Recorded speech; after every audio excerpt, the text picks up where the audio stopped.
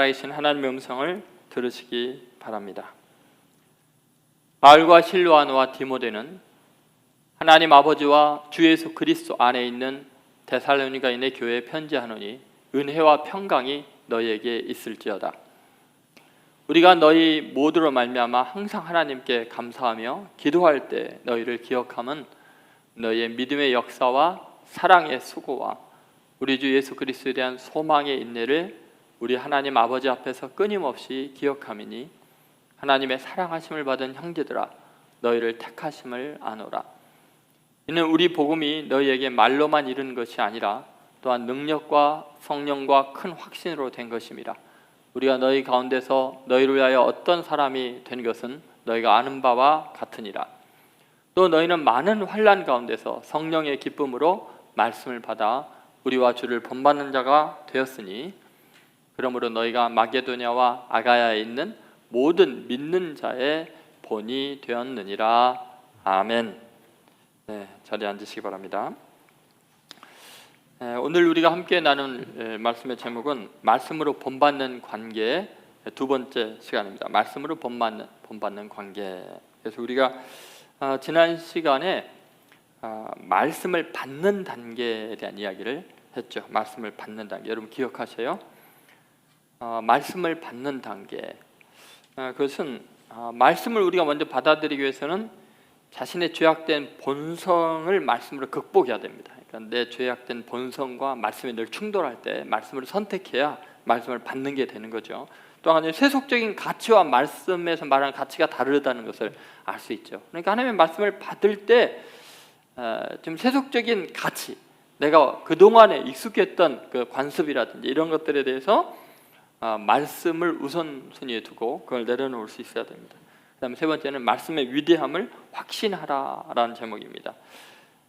말씀이 세상을 창조했고 역사는 말씀대로 움직이고 그 말씀이 하나님이시기 때문에 말씀이 가장 위대하다. 그러니까 말씀을 받아들이는 것이 우리의 삶의 가장 큰 복이다라는 것을 말씀을 나눴습니다. 그래서 첫 번째 단계는 말씀을 받는 단계여야 된다.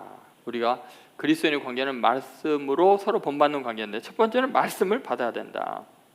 이제 두 번째는 주와 말씀을 전하는 사람을 본받는 단계입니다. 그러니까 말씀만 받아들이는 게 아니라 두 번째는 주와 말씀을 전하는 사람을 본받아다.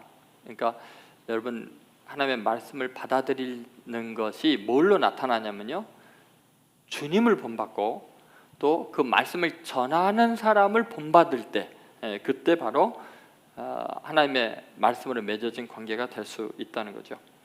여러분 이 시대는 그 교회가 혐오 단체가 되어 있는 안타까운 시대이죠.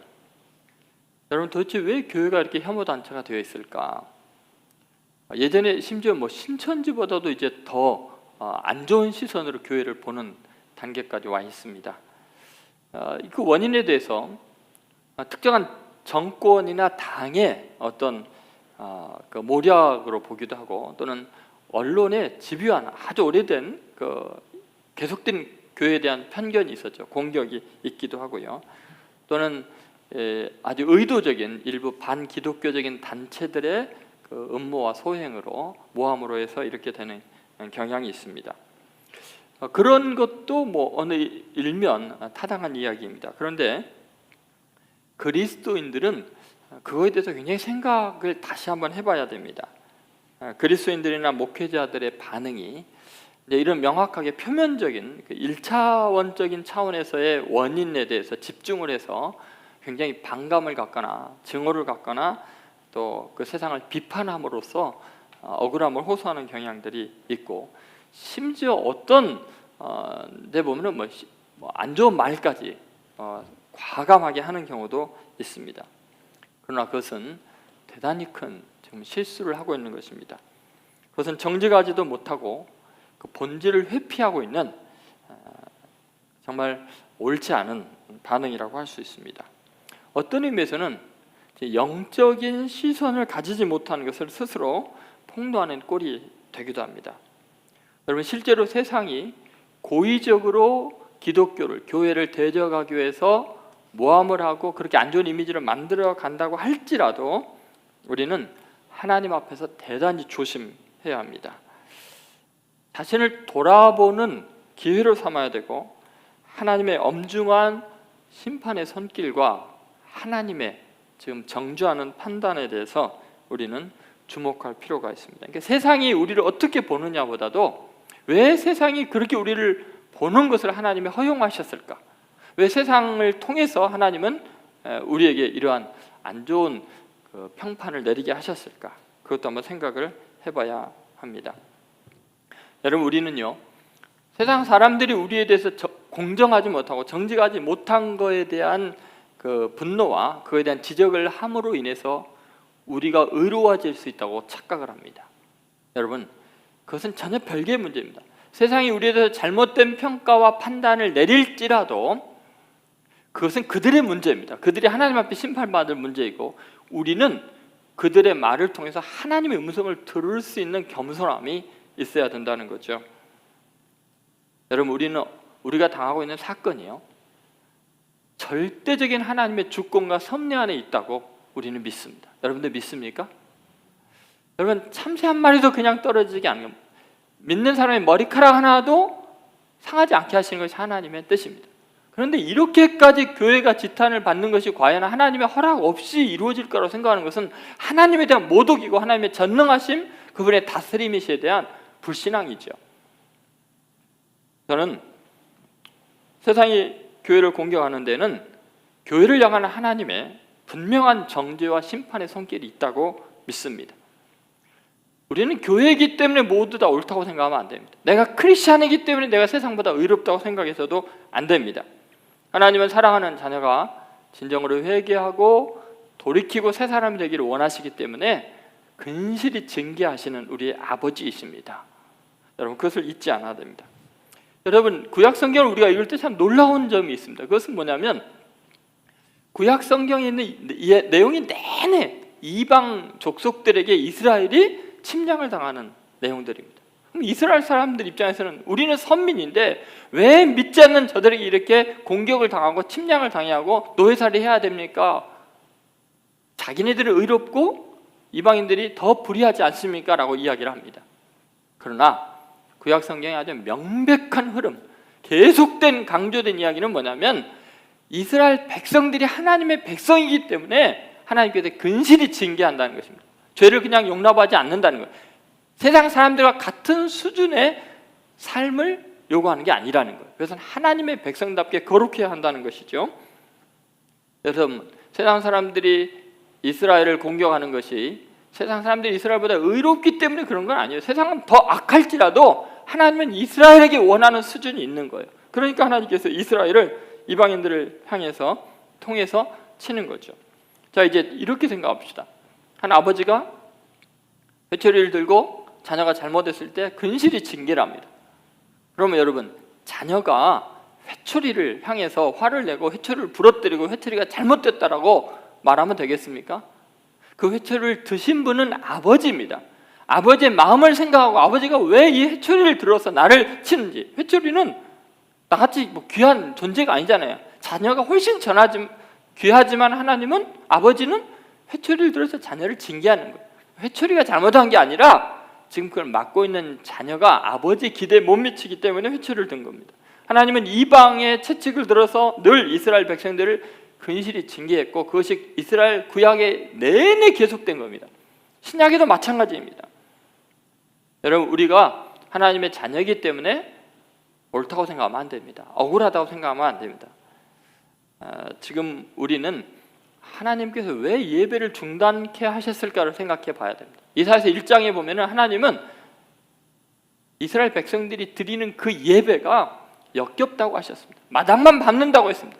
번제와 소제 이런 거 갖고 오지 말라고 하셨습니다. 너희가 행악하는 가운데, 손에 피가 가득한 가운데 드리는 그 제물 못 받겠다고, 그 예배 싫다고 하셨습니다. 심지어 하나님을 예배하는 예루살렘 성전이 더 회파되도록 이방의 손에 넘어가기까지 하셨습니다. 그거 왜 그러죠? 이스라엘 백성들이 하나님의 뜻에 합당하지 않게 죄악이 가득하면서도 타이틀만, 이름만 하나님의 백성이라는 것만으로 스스로 의롭다고 착각하기 때문에 그렇습니다. 여러분, 오늘 데살로니가 교회는 세상의 많은 핍박 가운데서도 세상 사람들에게뿐만 아니라 모든 믿는 자에게 본이 되는 그런 교회였습니다. 주와 말씀을 전하는 사람들을 본받는 교회였기 때문에 그게 가능한데요. 오늘 말씀을 이제 다시 한번 우리가 생각해 봅시다.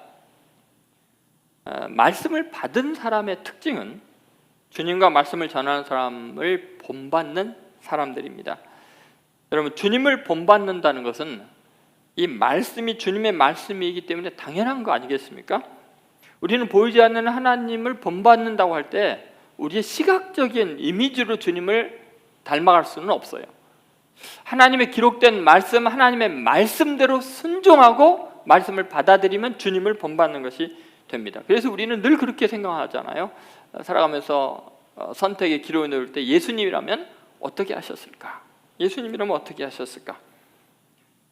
여러분, 하나님께서 우리를 택하시고 구원하신 이유가 그냥 천국에 가게 하는데 궁극적인 목적이 있는 것이 아니고 하나님의 외아들인 예수님을 본받아 닮게 하기 위해서라고 말합니다. 로마서 8장 29절에 우리를 택하신 이유가 뭐죠? 하나님이 미리 아신 자들을 또한 그 아들의 형상을 본받게 하기 위하여 미리 정하셨으니 이는 그런 많은 형제 중에서 맏아들이 되게 하려 하심이라.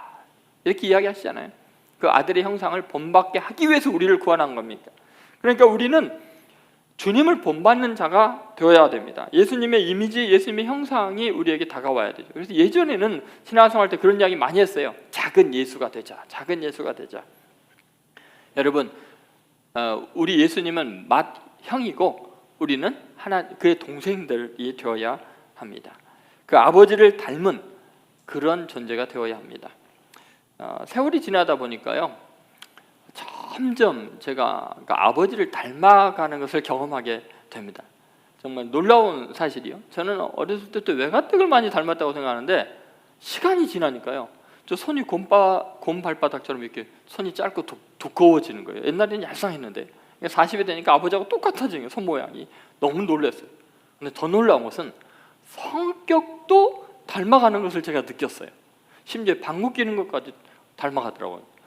정말 놀라울 정도로 세월이 갈수록 아버지와 제가 같은 모습으로 닮아가는 것을 느꼈습니다. 우리가 하나님의 자녀라면 세월이 갈수록 하나님을 닮아가야 되는데 왜 세상을 닮아가냐는 거예요.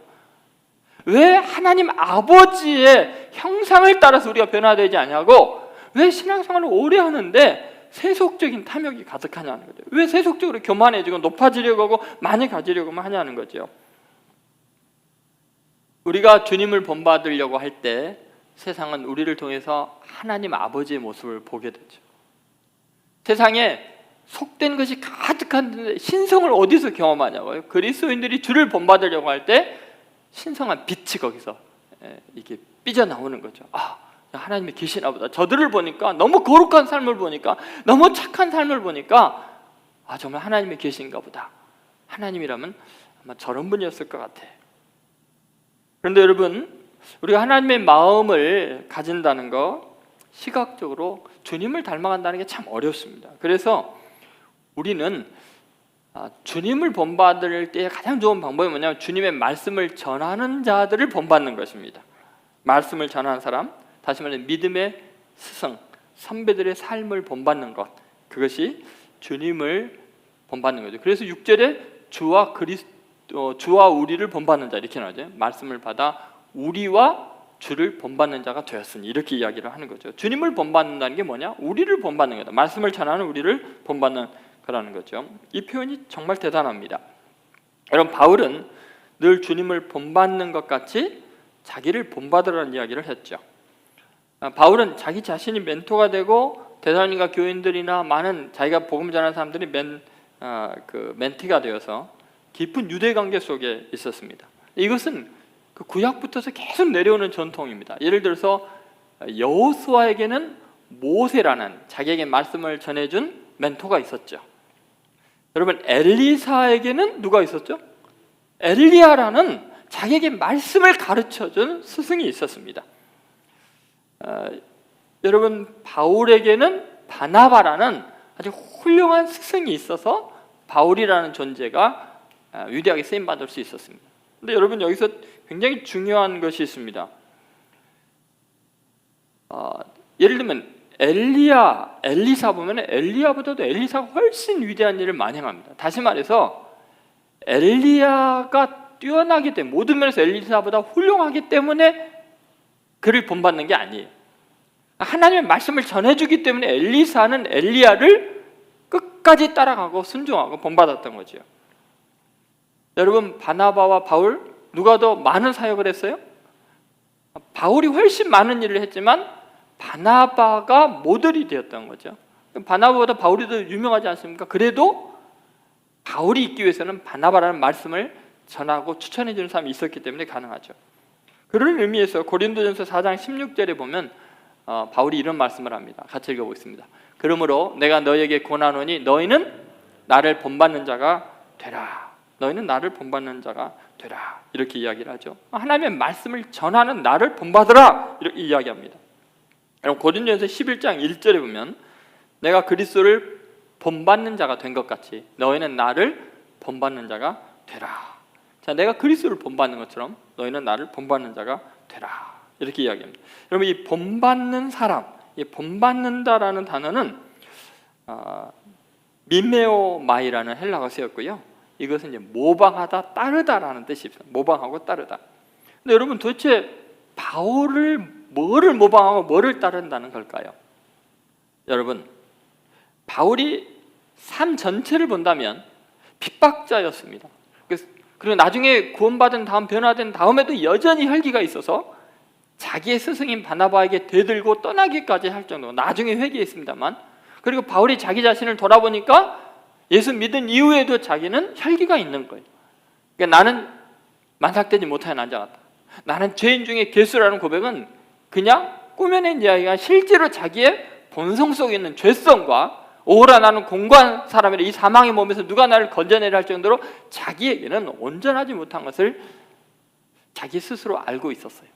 그럼에도 불구하고 너희는 나를 본받는 자가 되라라는 이 본이라는 건 뭐냐면 철저하게 하나님의 은혜만 의지하고 자기를 자랑하지 않는 모습이에요. 나는 죄인이라는 고백과 함께 오직 주님만 높이고 자기를 비우는 것, 그것을 본받으라는 거예요. 그러니까 고린도 교회들이 다 자기가 잘났다고 생각하고 영적으로 자기가 능력 있다고 생각하고 은사들을 내세우고 그럴 때 바울이 나를 본받으라는 거예요. 그리스도께서 십자가에 죽으시고 자기를 비우고 낮아지신 것처럼 내가 그걸 본받는 것처럼 너희는 나를 본받는 자가 되라고 이야기하는 거지. 대단히 훌륭한 인격이 훌륭한 삶이니까 나처럼 윤리적으로 완벽하고 나처럼 훌륭하고 그런 인격자가 되라, 그런 차원이 아니라는 겁니다. 여러분, 심리학자는 엘버트 맨들러의 사회적 학습 이론이라는 것이 있습니다. 이것은 관찰학습 또는 모델링으로 알려져 있죠. 개인이 다른 사람을 롤 모델로 선정해서 모델의 특정 행동과 그 행동의 결과를 관찰하고 그 행동을 실제로 재현하는 것이 모델링입니다. 그 모델링에는 롤 모델을 관찰하면서 얻게 된 아주 놀라운 효과가 있는데 그것은 학습 효과입니다. 자꾸 바라보고 배움으로써 정말 자기에게 없던 것들을 배워서 이제 효과를 발휘하게 되고, 또 어떤 행동을 억제하는 억제 효과도 있습니다. 참 그분을 보니까 나는 이렇게 하면 안 되겠다고 내 속에 있는 본성과 죄성을 억제하는 효과가 있고요. 또 롤모델과 자신을 동일시하는 효과도 있게 됩니다. 여러분, 우리는 우리의 삶에 있어서 정말 롤모델이 될 만한 사람이 있어야 합니다. 그래서 바울은 분명히 주와 우리를 본받는 자가 되어라. 지금 데살로니가 교회가 훌륭한 이유는 그렇게 바울을 본받는 자들이었기 때문에 그렇다는 거죠. 여러분도 누군가 말씀을 전하는 자 또는 여러분이 신앙의 모델로 생각하는 사람들이 있습니까? 그들은 여러분과 함께 같이 인생을 달려가는 사람들입니다. 신앙생활을 우리가 공동체 속에서 한다는 것은 여러분 교회에 있는 누군가의 모델을 통해서 여러분의 삶의 그 인생의 그 페이스를 조절해주는 사람이 됩니다. 소설가 김소진이 쓴 마라토너라는 단편 소설이 있습니다. 거기에 보면 한 노장 마라토너가 등장하는데요. 그는 스스로를 페이스 메이커라고 이야기합니다. 그게 뭐냐면 어떤 그 달릴 때 그 페이스를 조절해주는 사람이라는 뜻이죠. 이 사람은 뭐 쉽게 표현하면 바람잡이라고도 할 수 있습니다. 예를 들어서 이봉주 선수처럼 아주 뛰어난 정말 그 대표적인 선수가 마라톤을 해 나갈 때 초반전에 그 페이스를 조절해주기 위해서 옆에서 같이 뛰어주는 거예요. 그 좀 지치지 않도록 해주고, 그 다음에 뭐 다른 외국 선수들이 방해를 하지 못하도록 그들을 견제해주는 역할을 해줍니다. 그러니까 이 페이스메이커라는 그 마라토너는 완주를 해도 되고 안 해도 됩니다.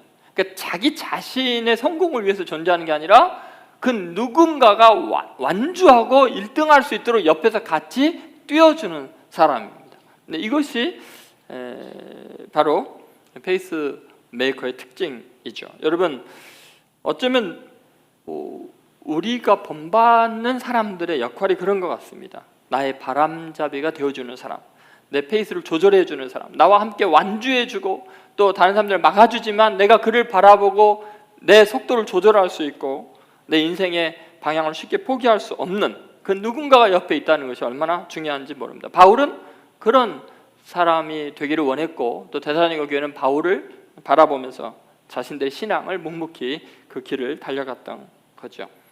여러분, 우리 하나님께서 바로 우리에게 페이스메이커가 되십니다. 바람잡이가 되어주시죠. 출애굽기 33장 14절에 여호와께서 이르시되 내가 친히 가리라. 여러분, 주님께서 우리와 친히 가신다는 것을 잊지 마십시오. 아무리 뛰어난 마라토너도 이런 페이스메이커가 필요합니다. 신앙의 경주에서 우리는 아무리 개인적으로 하나님께 무슨 특별한 은혜를 받는 것 같아도요, 자기 혼자는 신앙생활을 할 수가 없습니다. 반드시 누군가 나에게 본이 되는 사람, 내가 바라보면서 그를 통해서 내가 잘못된 길을 가고 있는 것을 조정하고 내가 너무 빠르거나 내가 너무 앞서거나 이런 것들을 조정해야, 그래야 지치지 않고 신앙생활을 할 수 있고 너무 뒤처질 때 격려해주는 그런 분이 있어야 됩니다. 여러분에게는 있으세요? 설교를 하니까 여러분 생각나는 사람 있습니까? 맞아, 그분이 내 인생의 페이스메이커다. 내가 그렇게 본받는 사람이 있구나. 여러분, 존경하고 따르는 대상이 없으면 그게 바로 지금 사탄의 앞잡이 노릇을 하고 있다는 증거입니다. 내가 바로 직통 계시를 받고 누구의 간섭도 받지 않고 누구도 본받을 사람이 없고 나는 하나님께 직통 계시를 받았다. 그것은 목사일지라도 지금 거의 이단에 빠진 겁니다. 신앙생활이 정상이 아닌 것입니다. 여러분, 순종하고 닮고 싶은 대상이 있고 신앙의 잘못된 길에서 나를 이끌어줄 사람이 늘 한 사람 이상은 있어야 하는 거죠. 그래야 자기 기만, 신앙의 교만함, 그 다음에 너무 빨리 나아가다가 지쳐서 쓰러지는 그러한 일에 빠지지 않을 수 있습니다. 여러분, 꼭 이렇게 우리와 주를 본받는 자가 되었다라고 할 그 데살로니가 교회가 훌륭한 것처럼 여러분도 오늘 다시 한번 경건서적을 통해서든지 교회 어떤 장로님이나 권사님을 통해서든지 꼭 존경하고 따르는 그런 사람들이 있게 되기를 바랍니다. 그 사람은 모든 면에서 완벽한 사람은 아니에요. 그러나 적어도 자신의 연약함을 인정하고 늘 주님만 바라보고 자기를 비우는 사람이겠죠. 그렇게 훌륭한 신앙의 동반자들, 존경하고 따르는 사람들이 있는 성도들, 그래서 데살로니가 교회처럼 칭찬받는 성도들 되시기를 주의 이름으로 소망합니다. 세 번째 우리가 생각할 것입니다. 우리가 말씀으로 본받는 관계라는 것, 말씀과 관계 맺는 것은 모든 믿는 자의 본이 되는 단계입니다. 한번 따라해 보세요. 모든 믿는 자의 본이 되는 단계. 여러분 7절을 한번 보시죠. 7절에 보면은 모든 믿는 자의 본이 되었다라고 이야기하죠. 그러므로 너희가 마게도냐와 아가야에 있는 뭐요? 모든 믿는 자의 본이 되었느니라. 참 신기하잖아요, 여러분. 누군가를 내가 본받고, 바울이라든지 또 다른 믿음의 사람들을 본받느니라고 정신없이 그를 따라가고 그렇게 겸손한 마음으로 누군가를 본받고 있으면요, 뒤를 돌아보면요, 무수하게 많은 사람들이 나를 본받고 있고요, 어느새 모델이 되어 있는 경우가 있다는 것입니다. 다른 사람을 본받는 자가 다른 사람의 모델을 본받는 본이 되는 사람이 될 수 있다는 거죠. 근데 이게 참 어렵습니다. 우리는 다른 사람을 본받기는 쉽지만 내가 다른 사람의 모델이 될 수 있는가라고 생각하는 건 어렵죠. 취업 포털 커리어라는 그 잡지에서 직장인들 489명을 대상으로 인생 롤 모델에 대한 설문을 진행했습니다. 2015년에 있었던 일입니다. 인생의 롤모델이 있다라고 대답하는 사람 81.60%였습니다. 여러분도 있죠? 나는 참 저분을 본받고 싶어. 롤모델이 있는 경우가 많습니다. 그래서 롤모델이 누군가라고 이야기했더니 직장 선배, 상사, CEO 이런 답변이 1위를 차지했습니다. 그런데 지금 현재 나는 누군가에게 롤모델이 될 자격이 있다라고 생각하느냐? 그랬을 때 68.39%가 아니요라고 이야기했어요. 그러니까 대부분의 사람들은 나는 롤모델이 누군가 있다, 그를 본받고 싶은 사람은 있지만 내가 롤모델이 될 자격이 있다고 생각하는 사람은 별로 없는 거예요. 그러니까 68.39%나 나는 자격이 없다라고 생각하고 있습니다. 그런데 여러분, 이 그리스도인들은 어떨까요? 그리스도인들은 나도 모르게 내가 누군가에게 롤모델이 되어 있다는 것을 잊지 않아야 됩니다. 자, 데살로니가 교회는 모든 믿는 자의 본이 되어 있습니다. 사도 바울을 본받고 말씀을 전하는 사람들을 본받다 보니까 다른 사람들이 정말 본받고 싶은 실제 모델, 영웅들이 되어 있는 거죠. 자기를 따르라고 외치는 것이 아니라 다른 사람을 칭송하고 그분은 훌륭하다고 정말 그분의 삶을 본받고 싶다고 하는데 사람들은 나를 본받는 거예요. 무슨 말인지 알겠습니까? 나를 따르고 나처럼 살아라고 말하는 게 아니라 내가 누군가를 존경하고 잘 따르는 겸손한 신앙인이 되어 있고 누군가를 끊임없이 칭찬하고 높이는 그 사람이 다른 사람들이 보기에 와, 저분 정말 겸손하죠. 정말 예수님 같아. 다른 사람을 높이고 사랑하는 사람이잖아. 여러분, 그래서 우리 그리스도인들은요, 정말 다른 사람들에게 본이 되는, 그것도 자기도 모르게 본이 되는 그런 위치에 오를 수 있다는 것을 잊지 않아야 됩니다. 셀즈맨 지라드라는 사람이 있습니다. 이 사람이 12년 동안 자동차를 1만 3천 대를 팔았고요. 12년 연속으로 기네스북을 갈아치운 사람이에요. 그러니까 자동차를 가장 많이 판매한 사람으로 계속해서 기네스북을 12년 동안 갈아치운 사람이에요. 여러분 궁금하잖아요. 어떻게 자동차를 이렇게 잘 팔았을까? 딱 한 가지 사건 때문에 이런 일이 일어나는데요. 이분이 친구의 그 파티에 이제 초대를 받았어요. 파티에 가서 이제 파티에 참석하다 보니까 이게 파티에 온 사람들은 다 그 초청한 사람과 아주 친밀한 관계에 있는 사람이잖아요. 우연히 야, 이 친구 참 인맥이 높네 하고서 숫자를 세봤더니 250여 명 정도 된 거예요. 그리고 흥미로워서 다른 파티에 가서 또 숫자를 세보니까 한 250명 전후가 되는 거예요. 또 다른 파티를 일부러 찾아가서 이제 파티마다 찾아가서 거기에 초청된 사람들 숫자를 세봤더니 놀랍게도 250명 가까이 되는 거예요. 그래서 지라드가 굉장히 중요한 원리를 하나 왔어요. 한 사람이 아주 친밀한 관계, 파티에 초청하면 와서 함께 즐길 수 있는 관계의 사람이 250명이구나. 그러면 내가 한 사람을 감동시키고 한 사람에게 잘해주면 자동적으로 250명에게 나에 대한 소문이 퍼지겠구나. 이런 생각을 한 거예요. 그래가지고요, 많은 사람, 여러 명에게 다 잘해줄 생각을 한 게 아니고 만나는 한 사람을 250명에게 하는 것처럼 그 250명의 인맥과 연결된다는 걸 생각하면서 한 사람에게 지극정성을 다하는 거예요. 그리고 또 한 사람을 만나면 또 250명이 달려있다는 것을 생각하고 지극정성을 다했던 거죠. 결국은 이 사람은 한 사람의 고객을 얻음으로써 250명의 고객을 자동으로 얻게 돼가지고요, 한 사람의 신뢰를 이 사람이 자기 친한 친구한테 계속해서 이야기를 하게 된 거죠. 그러니까 한 사람에게 신뢰를 얻는 것이 250명에게 신뢰를 얻는 거고, 한 사람에게 신뢰를 잃어버리는 것이 250명에게 신뢰를 잃어버리는 것이 되는 겁니다. 저도 참 이 목회를 하면서 그런 생각을 많이 하게 됩니다. 한 사람이 한 사람이 아니다. 한 사람이 정말 말씀의 은혜를 받고 감동해서 오게 되면 그분들이 또 여러 사람에게 이야기해서 전도를 해서 오게 되는 경우가 있고요. 또 한 사람이 어쨌든 오해건 잘못됐건 간에 시험이 들어서 떨어져 나가면 또 많은 사람들에게서 이미지가 굉장히 망가지는 그런 일들이 있습니다. 여러분, 우리는 한 사람 한 사람의 소중함에 대해서 다시 한번 생각해 보십시오. 자, 이제 제가 서두에 그런 이야기를 했어요. 이 시대 한국 교회가 혐오 집단이 되어 있어요. 여러분, 이걸 어떻게 바꿀 수 있겠습니까? 여러분 지금 캠페인을 한다고 될 것 같습니까? 이건 방법이 없습니다. 도대체 어떻게 해야 여러분 이 이미지를 바꿀 수 있을까요? 지금 우리 그리스도인들이요 무슨 큰 대회를 한다고 되겠어요? 언론과 싸운다고 되겠어요? 정부와 싸운다고 되겠어요? 안 됩니다. 데살로니가 교회처럼 우리는 정말 말씀을 받아들이고 주님과 우리에게 복음을 전하는 사람을 본받는 자가 되어야 돼요. 그리고 우리가 또 모델이 돼야 되죠. 본받는 사람이 본받을 사람들이 생겨나게 해야 됩니다. 그러려면요, 그는 우리가 지금 만나는 이웃, 지금 심지어 교회를 비판하는 친구일지라도 그 한 사람에게 내 이미지를 바꾸는 겁니다. 그리스도인으로서 정말 지극정성으로 사랑해주고 희생하고 섬기고 그 한 사람을 잘 대해줌으로 말미암아 250명이 그리스도인에 대한 이미지가 달라질 수 있습니다.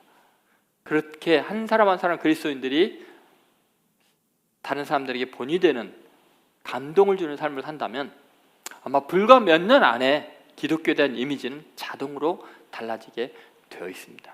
싸운다고 투쟁한다고 조직적으로 뭘 한다고 변화될 것 같습니까? 더 갈등이 깊어집니다. 왜냐하면 하나님께서 우리에게 하시는 우리 교회를 향한 메시지가 있기 때문입니다. 그리스도인들의 교만함과 완악함이 해결되지 않으면 결코 교회는 다시 일어설 수가 없을 거예요. 한 사람 한 사람 그리스도인들이 다시 한번 말씀을 받아들이고 주와 복음 전하는 자들을 본받고 그리고 본이 되는 놀라운 역사가 다시 한번 시작되는 새로운 종교 개혁이 일어나는 복된 이 시간이 되기를 주의 이름으로 축원드립니다. 기도하겠습니다. 우리 주 예수 그리스도의 은혜와 하나님 아버지의 사랑과 성령의 감동하심이 이제 주의 말씀을 받아 주와 말씀 전하는 자를 본받고 모든 믿는 자들의 본이 되기를 소망하는 예수뿐인 교회 모든 성도들과 대한민국 교회와 이민족 위에 지금으로부터 영원히 함께 하시기를 간절히 축원하옵나이다. 아멘.